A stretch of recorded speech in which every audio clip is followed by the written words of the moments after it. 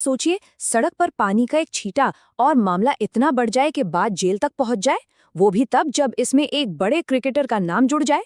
आज हम मुंबई की सड़कों पर हुए इसी झगड़े की पूरी कहानी को समझने वाले हैं। तो सबसे पहले हम सीधे कोर्ट के फैसले की बात करेंगे, फिर वापस जाएंगे और देखेंगे कि आखिर ये सब शुरू कैसे हुआ, झगड़ा बढ़ा कैसे, कोर्ट में क्या हुआ और सबसे जरूरी, जमानत क्यों नहीं मिली। और हाँ, आखिर में ये भी देखेंगे कि अब आगे क्या होगा। तो चलिए सबसे पहले बात करते हैं उस फैसले की जिसने सबको चौंका दिया। सवाल यही उठता है कि आखिर पानी के एक मामूली से छींटे से किसी जानी मानी हस्ती के तीन तीन रिश्तेदार जेल कैसे पहुंच सकते हैं। सच में ये इस पूरी कहानी का सबसे हैरान करने वाला हिस्सा है। हुआ ये कि मुंबई की एक अदालत ने सांसद और पूर्व क्रिकेटर यूसुफ पठान के ससुर समेत 3 लोगों को जमानत देने से साफ इनकार कर दिया। और बस इसी फैसले ने इस पूरे मामले को एक नया मोड़ दे दिया। अब सवाल यह है कि बात यहाँ तक पहुंची कैसे। चलिए कहानी की बिल्कुल शुरुआत में चलते हैं। तो ये पूरा मामला आखिर शुरू कहाँ से हुआ, चलिए उस एक पल पर नजर डालते हैं जिसने इतना बड़ा बखेड़ा खड़ा कर दिया। तो देखिए, बात है शनिवार रात की करीब 9 बजे। मुंबई के भायखला इलाके में एक कार एक गड्ढे से गुजरती है। जाहिर है कीचड़ वाला पानी उछलता है और यूसुफ पठान के एक रिश्तेदार शोएब खान पर पड़ जाता है। अच्छा, जो ड्राइवर थे यूसुफ खान, उन्होंने फौरन गाड़ी रोकी माफी मांगने के लिए। मतलब यहां तक तो सब ठीक लग रहा है, एक आम से बात। लेकिन बस यहीं से मामला बिगड़ना शुरू हो गया। माफी का जवाब मिला गुस्से और बहस से। तो अब ये बहस सिर्फ जुबानी नहीं रही, देखते ही देखते ये एक हिंसक झड़प में बदल गई।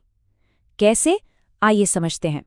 पुलिस में जो शिकायत दर्ज हुई है उसके हिसाब से ड्राइवर के साथ पहले तो गाली गलौज हुई, फिर एक बांस की लकड़ी से उसकी कार का शीशा तक तोड़ दिया गया। और बात यही नहीं रुकी, उसके साथ मारपीट भी की गई। और तो और, जब ड्राइवर अपने परिवार के साथ पुलिस स्टेशन जा रहा था तो रास्ते में एक बार फिर से कॉन्फ्रंटेशन हुआ। और देखिए, मामला उलझा हुआ इसलिए भी है क्योंकि दोनों तरफ से चोट लगने के दावे किए जा रहे हैं। एक तरफ शिकायत करने वाले पक्ष का कहना है कि ड्राइवर का हाथ टूट गया जिसकी सर्जरी करानी पड़ी और उनके चाचा को भी गंभीर चोटें आईं। वहीं दूसरी तरफ आरोपी पक्ष का भी यही कहना है कि उनके लोग भी इस झगड़े में घायल हुए हैं और उन्होंने इसके लिए वीडियो सबूत भी पेश किए हैं। तो सड़क पर जो हुआ सो हुआ। इसके बाद असली लड़ाई शुरू हुई अदालत के अंदर। अब देखिए, ये कोई मामूली मारपीट का केस नहीं है। आरोपियों पर जो चार्जेस लगे हैं वो काफी गंभीर हैं, वो भी नए कानून यानी भारतीय न्याय संहिता BNS के तहत। इसमें खतरनाक हथियार से चोट पहुंचाने से लेकर गलत तरीके से रोकने और धमकाने तक के आरोप शामिल हैं। मतलब साफ है, कानून इसे एक बहुत ही सीरियस मामले की तरह देख रहा है। कोर्ट में जैसा कि होता है, दोनों पक्षों ने अपनी अपनी दलीलें रखीं। प्रोसिक्यूशन यानी सरकारी वकील ने कहा कि ये हमला बहुत गंभीर था, इसमें हथियार का इस्तेमाल हुआ और इसका CCTV फुटेज भी है। उनका ये भी कहना था कि एक आरोपी का तो क्रिमिनल रिकॉर्ड भी है। दूसरी तरफ बचाव पक्ष का कहना था कि उन्हें झूठा फंसाया जा रहा है, उनका कोई क्रिमिनल रिकॉर्ड नहीं है और वो यहीं के रहने वाले हैं, कहीं भागेंगे नहीं और जांच में पूरा सहयोग करेंगे। तो सवाल ये है कि इन सारी दलीलों को सुनने के बाद कोर्ट ने जमानत देने से मना क्यों कर दिया। आखिर क्या वजह थी इस सख्त फैसले के पीछे। देखिए, कोर्ट ने अपने फैसले के पीछे कुछ ठोस वजह बताई।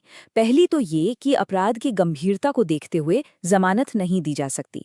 दूसरा, एक खतरनाक हथियार मतलब बांस की लकड़ी का इस्तेमाल हुआ।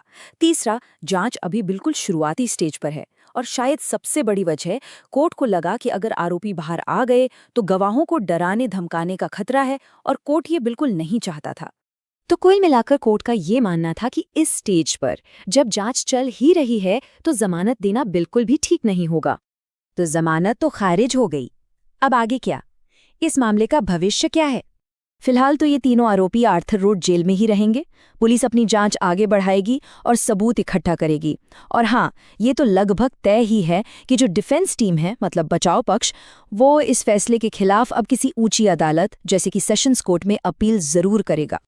तो आखिर में सवाल वहीं आकर रुक जाता है कि क्या ये सिर्फ एक मामूली सड़क की लड़ाई थी जो हाथ से निकल गई, या फिर ये एक सोची समझी गंभीर किस्म की मारपीट थी। अब इसका जवाब तो आगे की अदालती कार्रवाई में ही मिलेगा और जाहिर है अगली सुनवाई पर सबकी नजरें टिकी रहेंगी कि कोर्ट इस मामले को किस दिशा में ले जाता है।